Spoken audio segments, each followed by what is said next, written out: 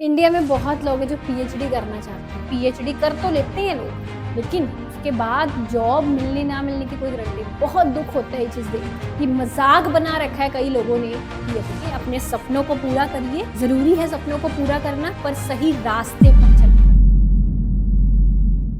India में बहुत लोग हैं जो पीएचडी करना चाहते हैं। बहुत सारे स्टूडेंट्स मास्टर्स के बाद चाहते हैं पीएचडी कर ले और असिस्टेंट प्रोफेसर बन जाए। वैसे भी अभी तो रूल भी ऐसा आ गया है कि अगर आपके पास पीएचडी है, नेट नहीं है, तो भी आप असिस्टेंट प्रोफेसर के लिए एलिजिबल हो जाते हैं, है ना। तो इस चीज के चलते बहुत सारे स्टूडेंट्स हैं जो अभी और जिनकी तमन्नाएं बढ़ेंगी पीएचडी करने की, है ना, कि हम भी डॉक्टरेट करें, डॉक्टर लग जाएगा एक तो नाम के आगे। तो ये इस चीज में कोई दो राय नहीं है कि पीएचडी कर तो लेते हैं लोग, लेकिन उसके बाद जॉब मिलने ना मिलने की कोई गारंटी नहीं है। और बहुत सारे लोगों को ऐसा लगता भी है कि हाँ, पीएचडी करने के बाद जॉब नहीं मिलती, और ये कहीं ना कहीं सच भी है। किन के लिए सच है, कैसे सच है, इन सभी चीजों के बारे में आज हम डिस्कस करने वाले हैं। पूरी वीडियो को एंड तक देखिएगा। डिस्क्रिप्शन में आपको मेरी एप्लीकेशन का लिंक दिया हुआ है, टेलीग्राम का लिंक दिया हुआ है। So let's see. देखिए, पीएचडी दो तरह से की जाती है। एक पीएचडी वो लोग होते हैं जो करते हैं पूरे थीसिस पर जी जान लगाकर, एक एक वर्ड थीसिस का लिखते हैं अपनी मेहनत से। पूरा एक एक टेबल जो अपना थीसिस में जो चार्ट्स, डायग्राम्स, ग्राफ्स या जो भी बनाते हैं, पूरे डाटा के ऑफिशियल सोर्सेस से इकट्ठा करके, डाटा एनालिसिस करके, मेहनत से जिन जान लगाकर, दिन रात एक करके, एक उस तरह के पीएचडी करने वाले कैंडिडेट्स होते हैं। और ऐसे कैंडिडेट्स की मात्रा बहुत ही कम है इंडिया में। जी हाँ, so that's the main reason कि पीएचडी के बाद अनएम्प्लॉयड क्यों रहते हैं। क्योंकि पीएचडी करने के बाद में भी ज्यादातर ऐसे डॉक्टरेट जो हो चुके हैं लोग, उनको रिसर्च का मतलब ही नहीं पता होता, एनालिसिस करना ही नहीं आता होता, बेसिक टेक्निक्स डाटा एनालिसिस की नहीं पता होती, और रिसर्च शब्द का जो मतलब है ना, वही नहीं पता होता।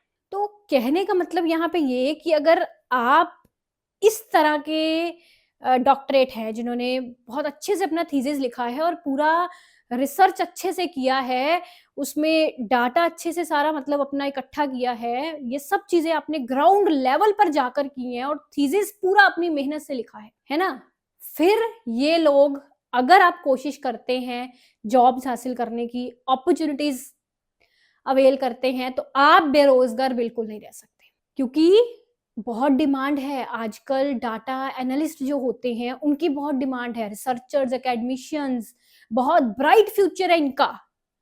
पर पीएचडी इस तरह की करने वाले जो लोग हैं उनकी मात्रा बहुत कम है इंडिया में। ज्यादातर पीएचडी करने वाले कैसे रहते हैं, मैंने देखा है यूनिवर्सिटियों के साथ में एक बोर्ड लगा होता है, लिखा होता है वहां पे 5,000 रुपए में थीसिस लिखवाइए। बहुत सारी यूनिवर्सिटीज में लिखा होता है ऐसे बार कि, और ऑनलाइन आजकल तो मैं हैरान हूँ, ऑनलाइन इतनी चीजें चल पड़ी हैं। ऑनलाइन लोग कहते हैं 25,000 रुपया दो और डॉक्टरेट लगवा लो। ऑलरेडी डॉक्टरेट ऐसा कुछ बोलते हैं, पता नहीं, कि नाम के आगे डॉक्टर लगवा लो, और इतने पैसे दो और अपना थीसिस लिखवा लो, इतने पैसे दो रिसर्च पेपर लिखवा लो। भाई कमाल है भाई, थीसिस ऐसे लिखे जाते हैं, रिसर्च पेपर ऐसे लिखे जाते हैं 5,000 में। बहुत दुख होता है ये चीज देखकर कि मजाक बना रखा है कई लोगों ने पीएचडी को। और ऐसे लोग पीएचडी करके अगर चाहते हैं कि हमको जॉब मिल जाए, अच्छी जॉब मिल जाए, कैसे मिलेगी भाई जॉब? जॉब में इंटरव्यू में तो होता है, आपसे जो चीजें पूछेंगे क्या आप बता पाओगे, जस्टिफाई कर सकोगे? आपने थीसिस ही नहीं खुद लिखा, थीसिस का एक चैप्टर नहीं आपने खुद लिखा, तो क्या जस्टिफाई कर सकते हैं? और क्या कल को बच्चों को पढ़ाओगे आप जाकर, और क्या कल को गाइड करोगे बच्चों को पीएचडी के लिए? कैसे दूसरों के एडवाइजर बनोगे? खुद का पीएचडी अगर पैसे देके लिखवाया तो, है ना। तो ये लोग नौकरी पे लगने की उम्मीदें छोड़ दे, अच्छी नौकरी पे लगने की उम्मीदें, अच्छी खासी एडमिशन बनने ये लोग नहीं बन सकते, इस तरह के लोग। ठीक है, आज की डेट में ना, मतलब जो चीजें मैंने देखी है रिसर्च के फील्ड में, कि कैसे धज्जियां उड़ा दी गई हैं रिसर्च की, कि अगर एक खाली पेपर पकड़ा दो आप, सिर्फ नॉर्वे शीट, है ना, और पैसे दे दो 5,000, 10,000, पूरा रिसर्च पेपर लिख के आपके हाथ में पकड़ा देंगे और पब्लिश भी करवा देंगे। पब्लिशिंग, प्रीडेटरी जर्नल्स की बड़ा एक ट्रेंड है प्रीडेटरी जर्नल्स का। इतने पैसे मांगेंगे और आपका पेपर बोल देंगे पब्लिश हो गया, ये लो भी यूजीसी लिस्टेड जर्नल में पब्लिश हो गया, पर वो असल जर्नल कहीं रेटेड नहीं होता, कहीं लिस्टेड नहीं होता। मतलब बहुत ऐसे चीजें हैं जो इंटरनेट पर चलती हैं, ठीक है, ऑफलाइन भी चलती हैं, शरेआम चलती हैं। जैसे मैंने बताया यूनिवर्सिटियों के साथ बोर्ड लगे रहते हैं, इतने पैसे दो, thesis लिखवाओ, search paper लिखवाओ।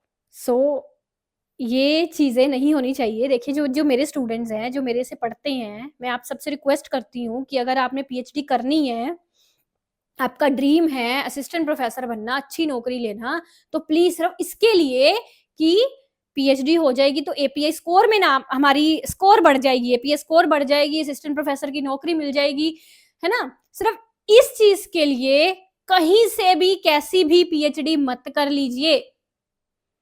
I will recommend कि पीएचडी पहली चीज तो फुल टाइम करिए, अच्छी यूनिवर्सिटी, गवर्नमेंट यूनिवर्सिटी से फुल टाइम पीएचडी करिए, जेआरएफ के साथ करिए।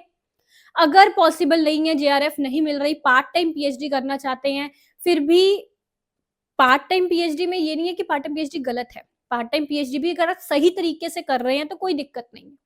सारा रिसर्च अपना खुद कर रहे हैं, ठीक है, कोर्स वर्क लगाने के बाद अपना सारा रिसर्च अच्छे से खुद कर रहे हैं, अच्छी यूनिवर्सिटी से कर रहे हैं, अच्छी रेटिंग वाली यूनिवर्सिटी से कर रहे हैं, तो कोई बुरा नहीं होता। दिक्कत ये है कई लोग फुल टाइम पीएचडी में भी वो चीज कर लेते हैं, 3 साल किसी तरीके गुजार लो, बस 3 साल खत्म होते ही 5,000 देके थीसिस लिखवा लो। कई लोग तो फुल टाइम में भी ऐसा करते हैं। तो दिक्कत फुल टाइम पार्ट टाइम में भी नहीं है, दिक्कत बस ये है कि एक अच्छे ढंग की रिसर्च आप खुद करें, अपने थीसिस का, डिसर्टेशन का एक एक चैप्टर भी नहीं मैं बोलूंगी, एक एक लाइन, एक एक वर्ड खुद लिखे, सारा लिटरेचर रिव्यू खुद करें, मेथोडोलॉजी बनाएं अपने और अपने एडवाइजर की मदद से चीजें करें, ठीक है। पैसे देके ये काम मत करवाएं, धोखा करोगे अपने खुद के साथ आप अगर ऐसा करोगे तो, क्योंकि सिर्फ जॉब पर लगना, ठीक है, ऐसे कैसे करके जॉब पर लग भी जाओगे तो आप में वो एक स्किल ही नहीं होगी, आपको चीजें आती नहीं होंगी, तो कल को कैसे सिखाओगे अपने स्टूडेंट्स को, किसी दूसरे के एडवाइजर बनने के काबिल कैसे बनोगे आप? नहीं बन सकते ना, खुद ही ऐसे काम किए हैं। तो अगर टाइम देना है पीएचडी को तो एक अच्छी तरह थीसिस खुद लिखकर अच्छी यूनिवर्सिटी से पीएचडी करिए। अदरवाइज अपने साथ, अपने बच्चों के, आने वाले बच्चों के भविष्य के साथ धोखा मत करिए। जो लोग ये चीजें करते हैं, इतने पैसे देके चीजें करो, है ना, ठीक है, वो तो जैसा तैसा कर रहे हैं, पर आप इन चीजों में मत पड़िए, अपना बचाव रखिए इन चीजों से, और एक अच्छे लेवल की रिसर्च करके एक एडमिशन बनिए, अपने सपनों को पूरा करिए। जरूरी है सपनों को पूरा करना, पर सही रास्ते पर चलकर, गलत रास्ते पर चलकर और शॉर्टकट्स ढूंढ के सपने पूरा करना कोई सही तरीका नहीं। और मैंने तो दिल्ली यूनिवर्सिटी और तमाम ऐसी बड़ी बड़ी यूनिवर्सिटियों के सामने भी ऐसे मतलब मैंने दुकानें देखी हैं जहाँ पे इतने पैसे देके थीसिस बनवा लिए जाते हैं, और मैंने खुद कईयों को ऐसे बोलते सुना, अभी मैंने किसी ना किसी तरीके से 3 साल निकाल लिए, बस आराम की जिंदगी में फेलोशिप लेता गया, कमाता गया, और फेलोशिप के साथ मैंने ये ले लिया, गाड़ी ले ली, फेलोशिप से ये ले लिया, और 3 साल बाद जब थीसिस सबमिट करवाने का टाइम आया तो इतने पैसे देके थीसिस लिखवा लिया। मतलब मैंने सुना है ऐसे होते हुए, देखा है, और ये चीजें देखकर मतलब चीजों ने मुझे शॉक कर दिया कि क्या हो रहा है, ये कैसे मजाक बना दिया गया एक रिसर्च को, एक, है ना।